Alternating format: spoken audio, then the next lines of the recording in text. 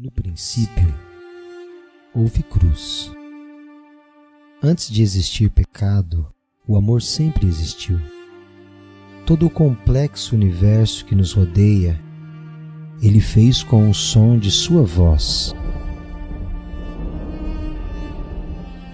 O amor de Deus é forte, intenso, resoluto, fiel, firme e poderoso. O amor de Deus é interestelar.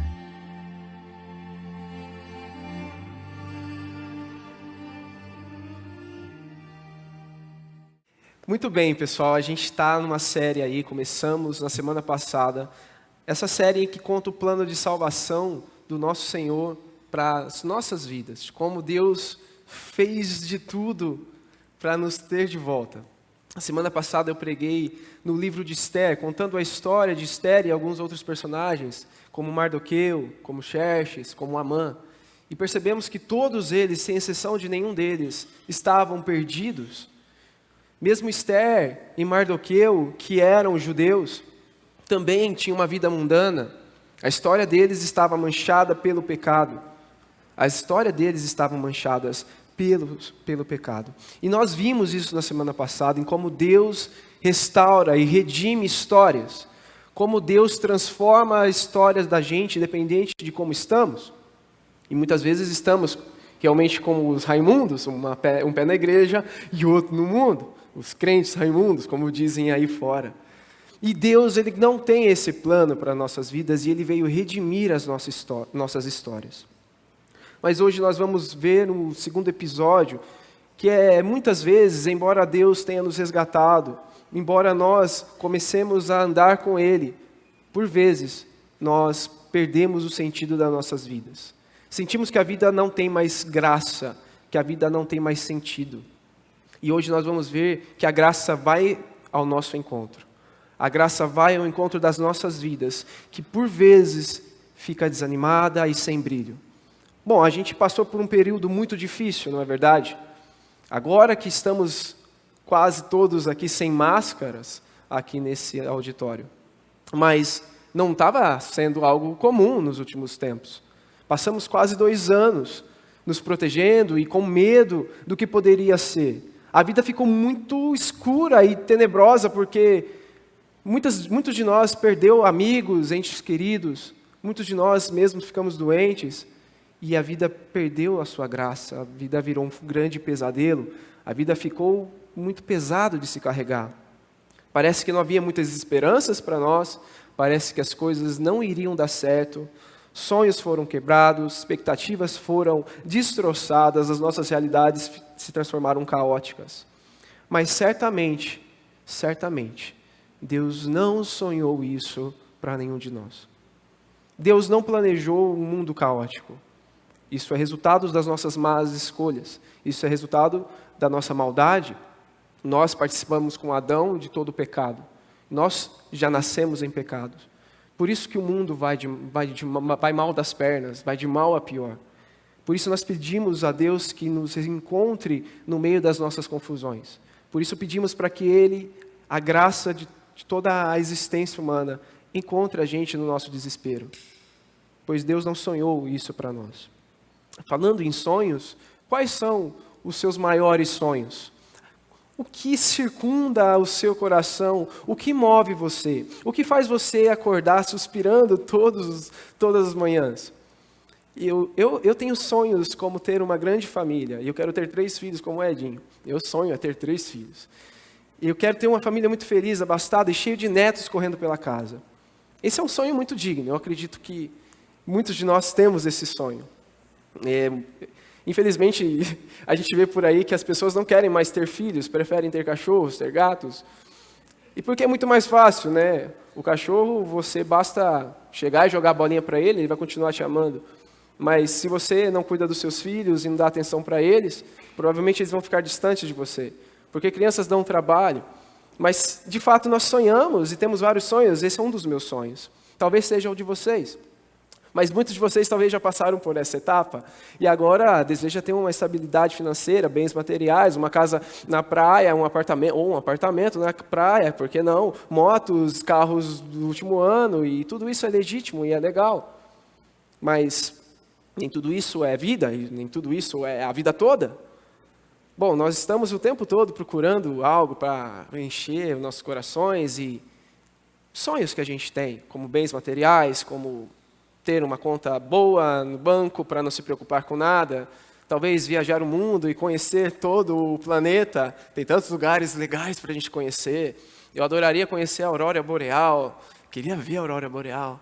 Eu imagino que a maioria de vocês também desejam coisas do tipo. Nós sonhamos e não há nenhum mal em sonhar. Todos nós temos sonhos, sonhos externos, de ter coisas, de ter família, de ter um monte de outras circunstâncias, mas também temos sonhos, muitas vezes, de coisas que estão dentro da gente. Sonhos de ouvir dos nossos pais, eu te amo. Sonho de ver os nossos filhos no caminho do Senhor. Sonhos de, quem sabe, então, ter dentro de nós tudo aquela necessidade, todo aquele desespero, todo aquele anseio sendo realmente saciado. Porque, afinal de contas, essa é a real condição humana. Todos nós temos um anseio desesperado dentro de nós. Um sonho que parece que nada e nem ninguém é capaz de preencher. E nada e nem ninguém, nada no mundo é capaz de nos dar esse sentido e saciar a nossa sede. Nós queremos algo que possa ir além deste mundo. Além de tudo que nós já provamos, de tudo que nós já sentimos. Nós vemos esse anseio cósmico, esse desejo desesperado, numa personagem de um filme chamado Um Lugar Silencioso. Nesse filme, essa garota, ela carrega uma culpa dentro de si, por conta de ela ter deixado uma pilha num brinquedo, e o seu irmão mais novo ligou o brinquedo e fez um barulho. E nesse filme, a regra é essa, não faça barulho. É proibido fazer barulho. Porque existem monstros que são guiados pelo som e esses monstros mataram ali, no caso, o seu irmão mais novo. E ela carrega consigo essa culpa. Mas ao mesmo tempo que ela tem essa culpa, ela tem um grande desejo dentro do seu coração, que é ouvir do seu pai um simples "eu te amo". Detalhe, ela é uma garota surda, então ela não pode ouvir de fato. E muitas vezes ela tem a impressão de que seu pai está distante dela, de que seu pai não se importa com ela. E esse é o grande sonho que ela tem, um sonho de dentro da alma dela. Todos nós aqui sonhamos. E mais uma vez eu passo essa pergunta para vocês. Quais são os seus sonhos? Quais são aqueles seus maiores sonhos? E hoje eu gostaria de ver com vocês a história de 2 discípulos de Jesus que se sentiram também tão desesperados, tão perdidos e abalados, como muitas vezes nós também nos sentimos assim. Vamos para Lucas capítulo 24, do versículo 13 em diante. Naquele mesmo dia, 2 dos seguidores de Jesus caminhavam para o povoado de Emaús, a 11 quilômetros de Jerusalém. No caminho, falavam a respeito de tudo o que havia acontecido. Enquanto conversavam e discutiam, o próprio Jesus se aproximou e começou a andar com eles. Os olhos deles, porém, estavam como que impedidos de reconhecê-lo. Jesus lhes perguntou: sobre o que vocês tanto debatem enquanto caminham? Eles pararam com o rosto entristecido. Então um deles, chamado Cleopas, respondeu: você deve ser a única pessoa em Jerusalém que não sabe das coisas que aconteceram lá nos últimos dias. Que coisas? Perguntou Jesus. As coisas que aconteceram com Jesus de Nazaré, responderam eles. Ele era um profeta de palavras e ações poderosas aos olhos de Deus e de todo o povo. Mas os principais sacerdotes e outros líderes religiosos o entregaram para que fosse condenado à morte e o crucificaram. Tínhamos esperança de que ele fosse aquele que resgataria Israel. Isso tudo aconteceu há 3 dias.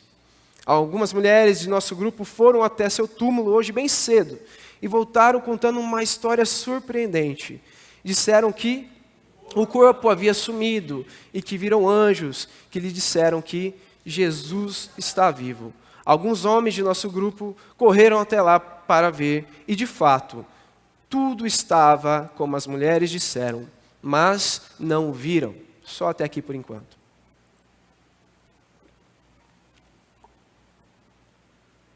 Não há nenhum problema em si mesmo em sonhar. Nada. Não há nada demais. Sonhar é natural. Todos nós devemos sonhar. E sonhamos. A questão está muito além dos sonhos em si mesmos. Porque nós sonhamos sempre e isso está certo. Nós devemos sonhar. Mas a questão é que nós sonhamos errado. E começamos a colocar os nossos sonhos, muitas vezes efêmeros, pequenos, sabe? Sonhos que são rasos, banais, fúteis muitas vezes, na frente de Deus. Na frente dos sonhos de Deus. E então esses sonhos que eram bons em si mesmos passam a ser maléficos e começam a conduzir as nossas vidas. Pois o problema está nos nossos corações. Eu já trouxe essa ilustração, que o coração é como um buraco negro. E o buraco negro, só para relembrar vocês, é uma estrela que entrou em um colapso. Uma estrela que no final da sua vida entrou em um colapso e a partir daí começou a sugar todas as coisas. Dizem que dentro de um buraco negro não existe espaço para a luz, não existe nenhum tipo de vida no buraco negro. O buraco negro é um campo gravitacional que puxa tudo ao seu redor. Não tem vida, não existe vida no buraco negro. E o coração humano é assim, um vazio que sempre pede preenchimento, uma busca intensa de sentido e significado, uma busca intensa por alegria. Nós somos esse buraco negro que o tempo todo está sugando coisas para si. E os nossos sonhos às vezes são assim. Nós começamos a sonhar uma coisa, então conquistamos essa coisa, e sonhamos com outras, e começamos a sugar tudo ao nosso redor, pensando que isso nos dará vida e sentido e norte.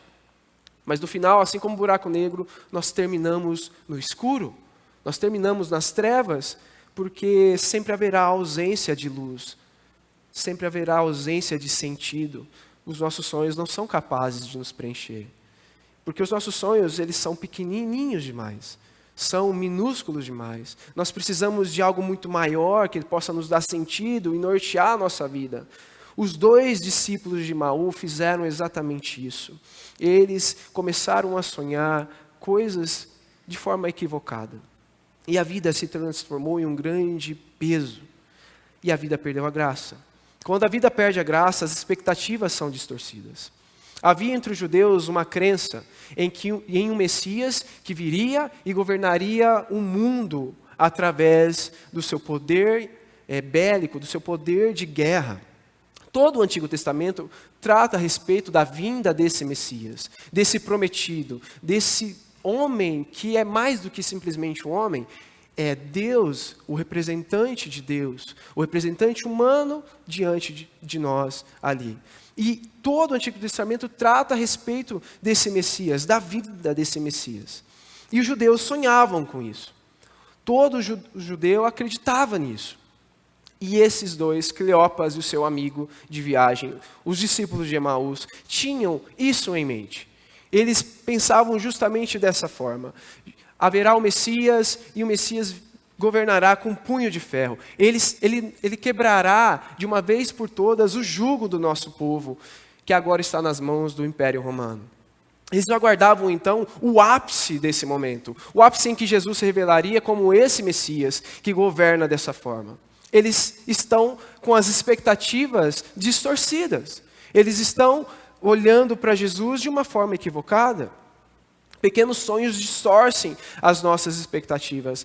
Os nossos corações distorcem as expectativas porque todas as nossas buscas, todos os nossos sonhos se mostram muito pequenos para realmente saciar o nosso coração.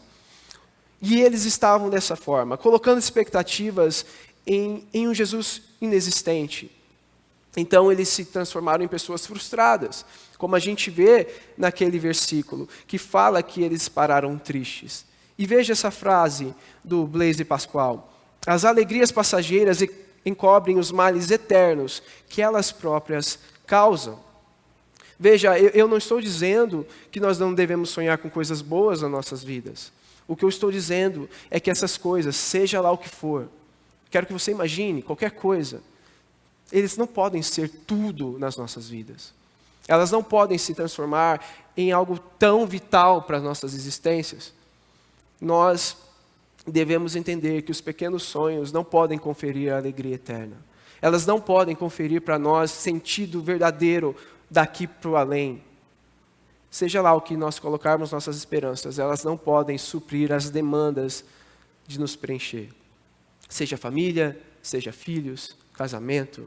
Nenhuma dessas boas coisas podem tomar o lugar de primazia nos nossos corações. Eu quero que você veja como exemplo o casamento. E esse é o problema quando a gente coloca coisas ou pessoas na frente de Jesus. Aqui mora o grande problema das nossas expectativas distorcidas. Quero que você pense no casamento. O casamento foi feito para ser uma bênção.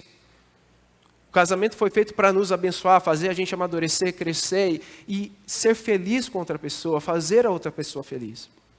Mas a partir do momento em que nós colocamos alguém na nossa frente e faz do seu cônjuge o seu mundo, você está colocando um grande fardo sobre essa pessoa. Você está cobrando dela algo que ela não pode, ela não é capaz de suprir.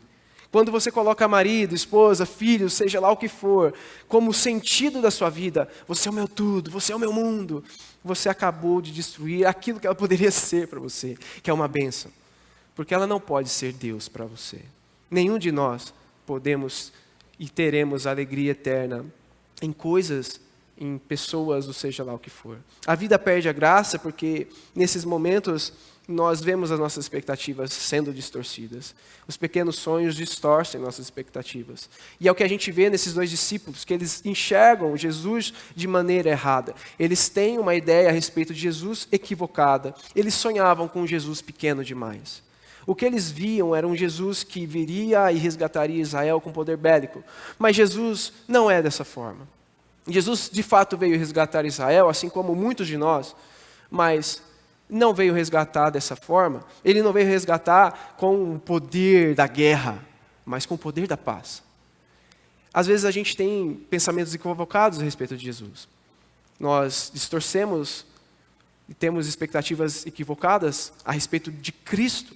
Nós podemos pensar que Ele está aí como o Deus Todo-Poderoso que está ao nosso serviço.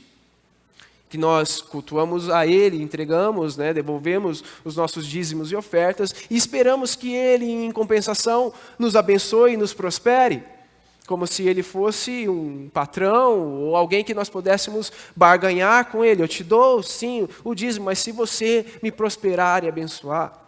Nós muitas vezes carregamos Jesus como um amuleto da sorte e dizemos, em nome de Jesus, amém, para todas as coisas, sem realmente pensar se estamos orando de forma certa, sem ao menos cogitar se nossos corações não estão fazendo algo equivocado ou pedindo errado.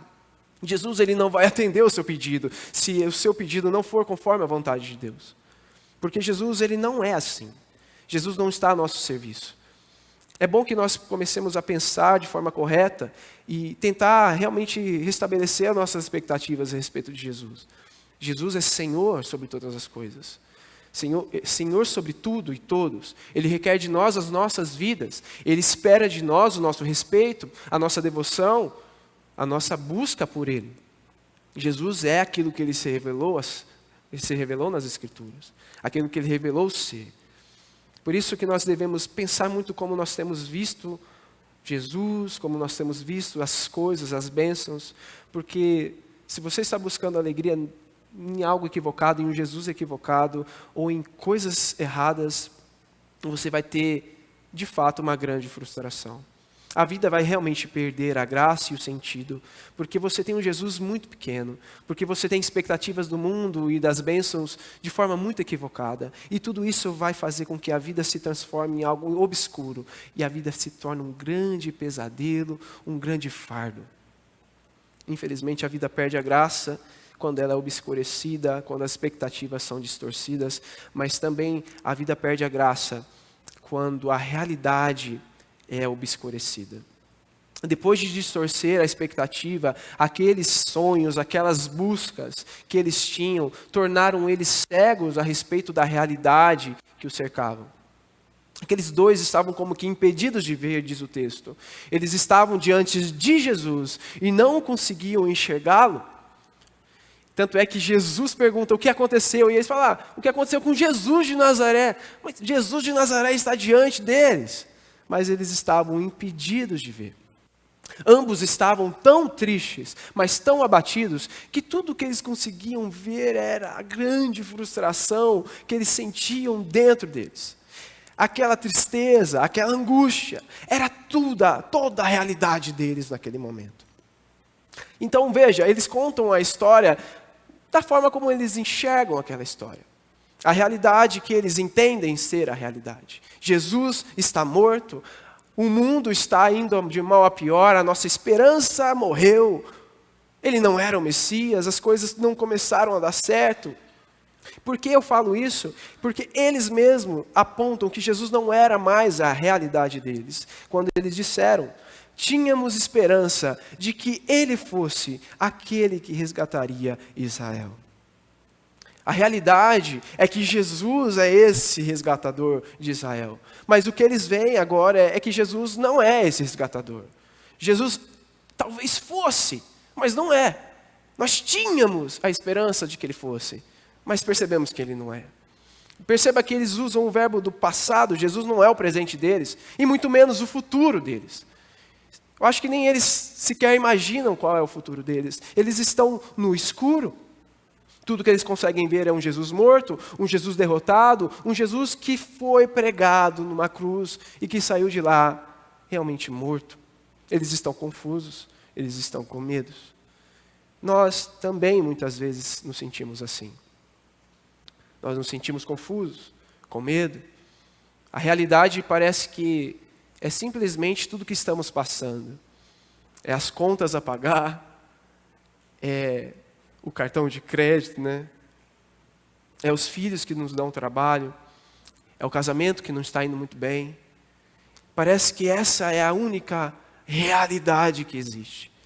Parece que essa é a nossa situação e é assim que nós vamos ficar. E ficamos realmente perdidos. Como que diz o João da Cruz, ele escreveu um livro chamado A Noite Escura da Alma, onde ele relata os momentos em que ele orava e parecia que a oração dele batia no teto e voltava. E quando ele pedia a presença de Jesus e ele não sentia nada. Quando ele pedia para Jesus curar o coração dele e trazer um pouco de alívio para ele, mas nada acontecia. Todos os estudiosos chamam essa noite escura da alma como um momento em que nós nos sentimos sós, mas de fato não estamos. Nós podemos nos sentir abatidos e solitários, perdidos no meio da confusão que nos metemos, mas nós não estamos sozinhos. Essa não é a realidade final de tudo que existe. O problema, meus irmãos, é que nós acreditamos que essa é a realidade. Nós botamos tanta fé na circunstância em que vivemos, que nós não conseguimos olhar além. E tem essa frase nesse livro, que é muito legal. O objeto ao qual dedicamos nosso tempo e focamos nossa energia mental, pode de fato se transformar na realidade. Seja lá o que for que você coloque as suas esperanças, a sua força, o seu empenho, se você pensar muito nessa coisa, ela vai se transformar na sua realidade. Ainda que não seja verdade, se você acreditar nas mentiras que são ditas a seu respeito, você vai pensar, eu sou isso, eu sou um fracassado, eu sou um perdido, eu sou alguém que não tem jeito, eu sou a minha tragédia. Nós começamos a pensar tanto nas nossas circunstâncias, que elas se tornam tudo para nós. E elas passam então a ser aquilo que nós pensamos ser a realidade. E dizemos, como os discípulos de Emaús, parece que você é o único que não sabe das coisas que aconteceram comigo. Se você soubesse o que eu estou passando, você não falaria isso daí que está falando aí na frente. Que Jesus tem alguma coisa para mim. Porque você não está vendo o que eu estou passando. Você não está olhando as necessidades, as dificuldades que eu tenho. Eu de fato não sou ninguém, a vida não tem mais sentido. Eu perdi a minha família, eu perdi alguém que eu amava tanto. Eu estou agora nesse momento desempregado. Eu não passei na faculdade. Alguns podem dizer, eu ainda não tenho filhos. O meu casamento está desmoronando. O meu filho não está como eu gostaria que estivesse. Tudo está indo de mal a pior, você não sabe de nada do que está acontecendo. Você não entende. E tudo que nós conseguimos ver é de fato um Jesus pequeno e derrotado. Alguém que não foi capaz de destruir a morte e de nos dar uma nova vida. Ainda que exista a dor, a frustração, a angústia e tudo isso que eu estou descrevendo, ela não é e não pode ser, essas coisas não podem ser fundamentais para nos guiar. A palavra de Deus diz que o crente vive pela fé. Pela fé. Pela fé daquilo que ele ainda não viu, mas que de fato vai acontecer. Nós cremos em um Deus que tudo pode. Nós cremos num Jesus que ressuscitou no terceiro dia. Ele não foi derrotado. Nós não estamos sozinhos. Ele venceu. E por mais que essas coisas possam parecer tão poderosas, elas não podem nos controlar. Porque o que quer que te controle vai se transformar no seu Senhor. Ainda que você não entenda isso, mas a verdade é essa. Seja lá o que for, que está controlando a sua mente, essa coisa passa a te dominar. Essa circunstância passa a ditar a sua vida. Essa dificuldade faz com que você se prostre diante dela. Nós não devemos deixar que a frustração e a suposta realidade caótica que nos cerque passe a nos controlar. Pois se você vive desse jeito, à mercê das suas tragédias, à mercê das suas realidades trágicas, eu tenho para te dizer que você está sendo controlado por elas. E Jesus quer te libertar delas. Jesus quer te dar um sentido muito maior. Porque todas essas buscas, esses sonhos, essas circunstâncias, elas acabam nos destruindo por dentro. E nos destrói de uma forma muito poderosa. As nossas buscas, meus irmãos, são incapazes de satisfazer nossos corações. Como eu disse, você pode pensar no que você quiser, qualquer coisa mesmo. Nenhuma dessas coisas podem realizar e satisfazer você. Nenhuma delas. Todos os nossos sonhos nos dão essa falsa expectativa, falsas esperanças. As nossas buscas pequenas nos frustram e nos impedem de ver que a realidade não é essa. Toda a nossa busca, seja lá qual for, ela nos dará um coração triste. A vida vai ser muito pesada, a vida vai perder a graça. Mas o que eu quero dizer para todos nós aqui é que quando a vida perder a graça, quando o mundo se transformar muito escuro, nós podemos ser encontrados pela graça. Nós podemos ser achados por Jesus. No meio das nossas confusões, no meio das nossas buscas, no meio dos nossos sonhos quebrados, Jesus se manifesta no nosso meio. Pois nós vamos ver justamente isso agora. Vamos continuar o texto? Então Jesus lhes disse: como vocês são tolos, como custam a entender o que os profetas registraram nas Escrituras. Não percebem que era necessário que o Cristo sofresse essas coisas antes de entrar em sua glória? Então Jesus os conduziu por todos os escritos de Moisés e dos profetas, explicando o que as Escrituras diziam a respeito dele. Aproximando-se de Emaús, o destino deles, Jesus fez como quem seguiria a viagem, mas eles insistiram: fique conosco esta noite, pois já é tarde. E Jesus foi para casa com eles. Quando estavam à mesa, ele tomou o pão e o abençoou. Depois partiu e lhes deu. Então, os olhos deles foram abertos e o reconheceram. Nesse momento, ele desapareceu. Disseram um ao outro: não ardia o nosso coração quando ele falava conosco no caminho e nos explicava as Escrituras? Na mesma hora, levantaram-se e voltaram para Jerusalém. Ali encontraram os 11 discípulos e os outros que estavam reunidos com eles.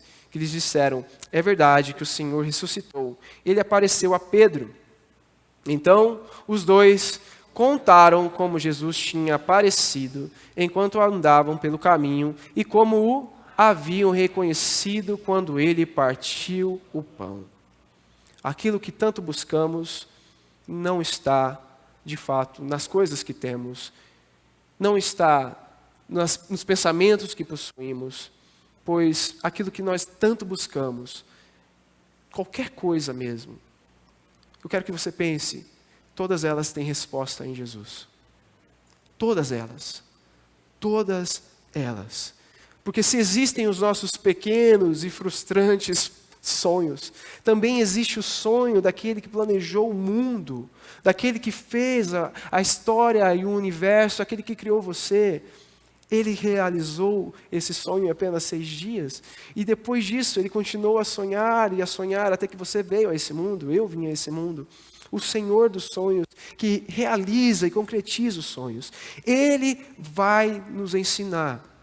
Ele vai nos ensinar que quando a graça encontra a vida, as expectativas são corrigidas. Aqueles dois tinham uma expectativa errada sobre um Jesus muito pequeno, um Jesus que governaria simplesmente a punho de ferro o mundo. Mas Jesus disse que eles estavam errados por pensarem daquela forma. Na realidade, eles não tinham apenas um impedimento de visão, porque eles não conseguiam ver Jesus. Eles também tinham um impedimento na audição, porque Jesus falava com eles, e eles ouviam Jesus, e durante todo o ministério de Jesus, Jesus explicou que ele iria até a cruz, mas eles não entendiam, custavam a entender, como o próprio Jesus disse, como vocês são tolos, como vocês custam a entender, como vocês não creem naquilo que foi falado.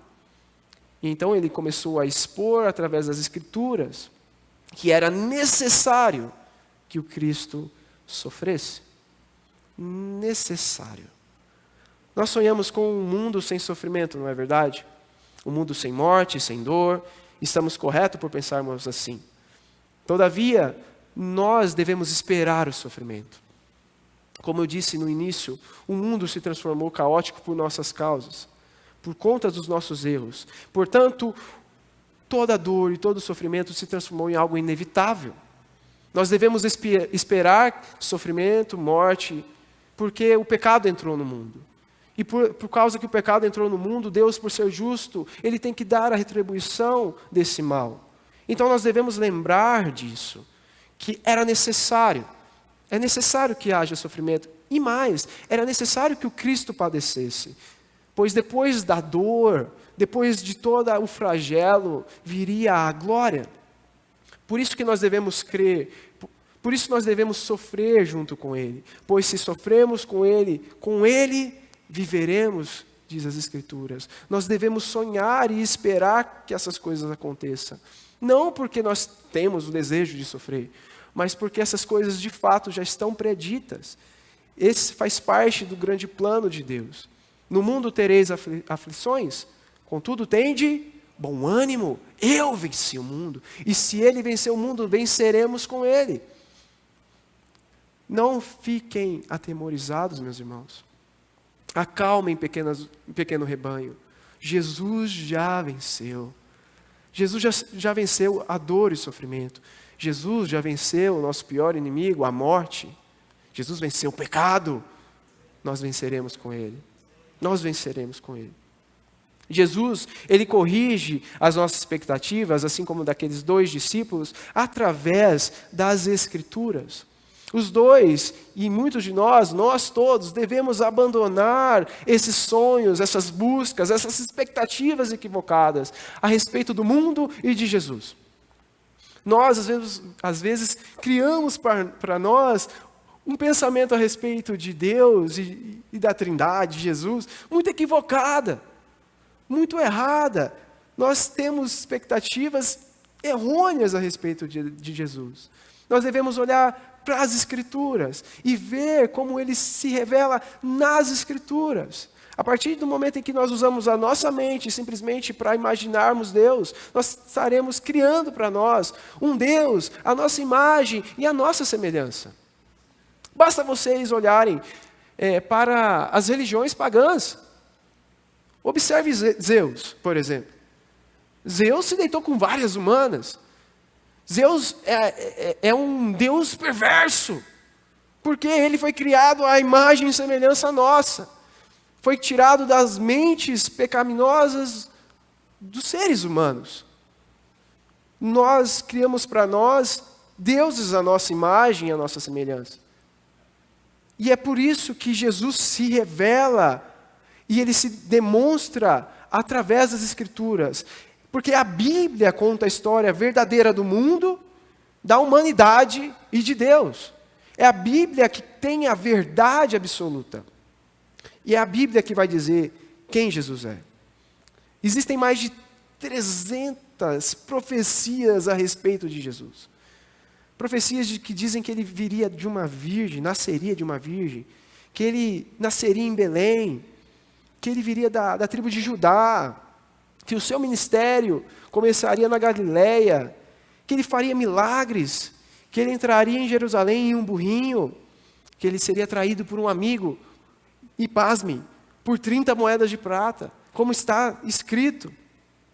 Que ele seria ferido e machucado, que as suas mãos e seus pés seriam perfuradas, que ele seria crucificado entre os criminosos, que as suas roupas seriam rasgadas e sorteadas, que os seus ossos não seriam quebrados, que o seu lado seria transpassado, que ele entraria numa tumba de um homem rico, mas que ele ressuscitaria, pois ele não poderia sofrer decomposição. Existem várias profecias reais sobre o Jesus verdadeiro. A Bíblia conta a respeito não somente de Jesus, como diz a respeito de toda a humanidade. A Bíblia conta que nós entramos em pecado, que a vida começou a andar mal. Por isso que nós devemos entender que Jesus era muito apegado às Escrituras, que até no momento de se revelar ali para aqueles dois, ele utiliza as Escrituras. Quanto mais nós não devemos nos apegar mais ao livro sagrado que o próprio Deus nos deixou, na sua revelação, porque se Jesus acreditava nela e reafirmava, nós devemos também crer nela e trazer para perto dos nossos corações as palavras desse livro. Pois as palavras desse livro não são simplesmente palavras, mas são a voz do Deus Todo-Poderoso que fala comigo e com você. Nós devemos nos apegar às Escrituras, porque sem as Escrituras, Cristo não passa de um ídolo criado, um ídolo da mente humana. Nossa visão de Jesus passa a ser equivocada se nós não tivermos as Escrituras. É assim que nascem as grandes heresias, é assim que acontecem as grandes distorções a respeito de Deus. Nós devemos sim amar a Bíblia, pois a Bíblia fala quem Jesus é de fato. E é justamente nesse momento em que Jesus expõe as Escrituras, que os corações deles queimavam, que os corações deles ardiam, quando Jesus os conduzia por todas as Escrituras, pelos registros de Moisés, pelas profecias, por todas as Escrituras. É ali que eles percebem que existe um Deus grandioso, um Deus que formou o mundo, que se revelou a eles e que jamais, em hipótese nenhuma, pode de fato permanecer morto. A nossa história não terminou, meus irmãos. As nossas expectativas podem estar erradas nesse momento, mas Jesus quer corrigir as nossas expectativas. Ele tem para nós algo muito melhor. Nós estamos no meio do caminho, Jesus está andando com a gente, nós devemos corrigir as nossas expectativas. E quando entendermos que Jesus se revela da forma mais poderosa, que Ele é o Todo-Poderoso, que Ele de fato tem para nós vida, nós vamos correr de volta e vamos avisar os outros. Jesus ressuscitou, Jesus tem uma nova história, Jesus é a realidade que existe. Porque quando a graça nos encontra, ela corrige as nossas expectativas, mas a realidade também é revelada. Quando o grande sonho de Deus é despertado dentro de nós, quando ele é revelado a nós, aquele anseio desesperado começa então a ser respondido. Aquela busca que era impossível de ser saciada, começamos então a perceber, Ele é real, é Ele que nós precisamos.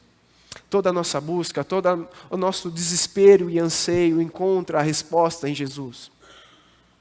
E só em Jesus. Só em Jesus. Porque o que quer que nós busquemos longe dele, não poderá, em hipótese nenhuma, te conferir felicidade, te conferir sentido. Muitos de nós procuramos Jesus nas coisas, nas pessoas, mas Jesus só pode ser encontrado nele mesmo. E eu gosto de lembrar das irmãs Marta e Maria. Marta é aquela irmã preocupada com as coisas. Ali, afinal de contas, a pessoa mais importante do mundo está na sua casa. A pessoa que deve ser bem recebida. Por isso nós arrumamos a casa.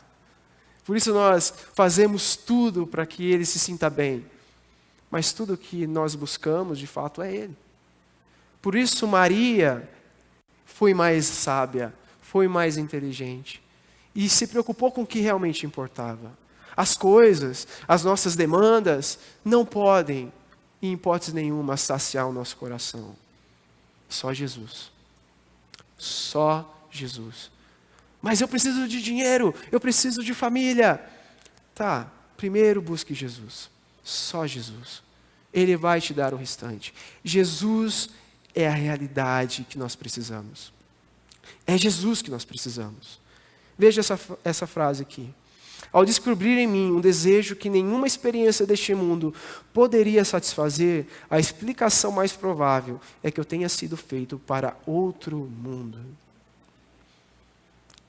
Nós precisamos de uma coisa só. Uma coisa. A pessoa perfeita de Jesus. Eu vou bater nessa tecla, porque às vezes nós podemos pensar que precisamos de muitas outras coisas. E vamos correr desesperadamente atrás dessas coisas. Como se elas fossem nos dar, afinal de contas, algo que só Jesus pode nos dar. Eu tenho para dizer, não faça isso. Não desperdice a sua vida. A realidade que você precisa é Jesus revelado aqui e agora. Você precisa de Jesus. E só de Jesus. Jesus é o único que pode nos dar sentido. Não existe em nenhum outro lugar significado, alegria, paz, senão em Jesus. Ele é a realidade de tudo. A realidade é que Jesus está andando ao seu lado, ainda que você não veja. Ainda que você se perceba no escuro, Jesus está andando com você. A realidade é que nenhum dos planos do Senhor Jesus podem ser frustrados. Os seus podem ter sido quebrados, destroçados, partido ao meio, mas os planos do Senhor jamais, em hipótese alguma, podem ser aniquilados. A realidade é que muitos dos nossos sonhos não se cumprem porque estamos vivendo os nossos sonhos, enquanto nós deveríamos estar vivendo os sonhos de Deus para as nossas vidas. A realidade é que Ele, Jesus Cristo, é muito maior do que nós poderíamos imaginar. Que Ele é muito maior do que os nossos maiores sonhos, as nossas maiores buscas, as nossas maiores frustrações. Porque no fundo, e lá no fundo, toda a nossa busca, até das pessoas ímpias, toda a busca do ser humano é por sentido, por amor, é buscando um significado. E toda essa busca só tem a resposta em Jesus. Toda a nossa busca, seja lá qual for, encontra sentido e cumprimento em Jesus. Vocês lembram da menininha que eu falei lá no começo do filme? A sua busca intensa pela aceitação do pai, e que o pai pudesse dizer, eu te amo, aquele anseio mais angustiante de ser amada. Eu vou mostrar para vocês o que acontece no final do filme, já dando um spoiler. Não fiquem irritados, vai valer a pena. E percebam isso, que legal que acontece.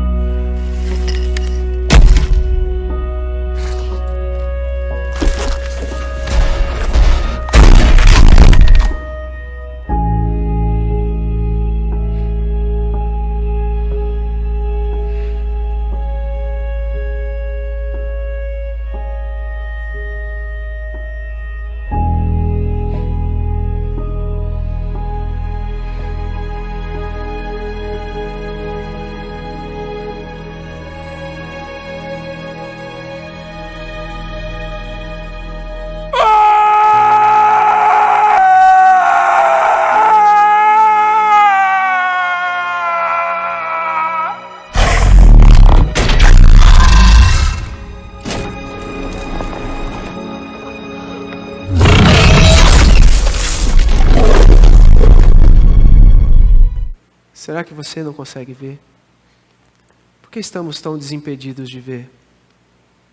Por que nos comovemos com um filme em que um pai se entrega por uma filha e diz que a ama, mas não conseguimos nos comover por aquele que não pecou e nos diz todos os dias que quer o nosso bem, que nos ama, que Ele que foi partido ao meio por minha causa e pela sua causa. Será que não conseguimos ver que Jesus está apontando com aquele gesto, ao partir o pão, que Ele foi partido ao meio por conta dos nossos pecados? Que Ele foi partido ao meio para que você pudesse sair daqui ileso? Será que não conseguimos ver que Ele diz, eu amo você, eu sempre amei você, filhinha, descanse, eu amo você, eu tenho para você algo que esse mundo não pode te oferecer. Meu filho amado e querido, não se preocupe com as coisas desse mundo, não se preocupe com as aflições que você está passando, eu estou com você, eu vou te proteger, não tenha medo. Filhos, eu tenho para vocês algo maravilhoso demais, eu amo vocês, eu fui partido por vocês. A morte, o pecado, todas as coisas que antes nos separavam, não nos separam mais. Eu prometo, eu estarei com vocês todos os dias, até o fim. E então os nossos casamentos serão uma bênção. Os nossos filhos estarão no lugar certo, na posição correta. Os nossos sonhos poderão ser sonhados com toda a intensidade, porque jamais vão tomar o lugar que só Jesus tem. É quando enxergamos que Ele foi partido ao meio por nossa causa, que a nossa vida ganha um novo norte. É quando nós enxergamos isso, que percebemos que Ele é muito maior do que aquilo que imaginávamos, que Ele é de fato a resposta de toda a nossa busca, que Jesus é o grande sonho que jamais pode morrer, aquele que de fato realiza os nossos corações, que transforma os nossos corações, porque Jesus é o único que pode satisfazer corações, os nossos corações. É Jesus quem dá as expectativas de um futuro inimaginável. É Jesus que nos alegra e que revela a realidade verdadeira, que as coisas não acabaram, que o mundo não será totalmente destruído, mas será restaurado, que os nossos corações serão restaurados. É Jesus que nos dá a alegria verdadeira, é Jesus que nos faz sonhar, é Jesus que nos dá sentido, significado, esperanças de um futuro melhor. É Jesus que torna a vida uma grande celebração, a vida se transforma em uma grande festa, a vida encontra a graça, quando a graça vem ao nosso encontro, morre em nosso lugar, é partido ao meio e nos dá livremente o seu amor. A continuação do texto vai dizer o seguinte: enquanto contavam isso, o próprio Jesus apareceu entre eles e lhes disse, paz seja com vocês. Nós sabemos que Jesus era um judeu, e um judeu fala hebraico, e no hebraico paz é shalom, e shalom significa prosperidade em todos os sentidos, fisicamente, financeiramente, espiritualmente, todo o complexo do ser humano é preenchido no shalom. Shalom é paz completa e abundante sobre todos nós. É muito semelhante com Jeremias, capítulo 29, versículo 11, que diz, porque sou eu que conheço os planos que eu tenho para vocês, diz o Senhor, planos de paz e não de mal, planos de dar a vocês esperança em um futuro. Jesus é tudo o que precisamos, e só Jesus. Jesus é quem nos dá a sua paz. Tudo que nós precisamos é de Jesus. Existe um menino que, nos altos da sua tenra infância, pediu a Deus uma estrela. Ele pediu uma estrela específica que ele achou que era a mais bonita. E ele apontava com o dedo ao céu, dizendo, papai do céu, me dê essa estrela.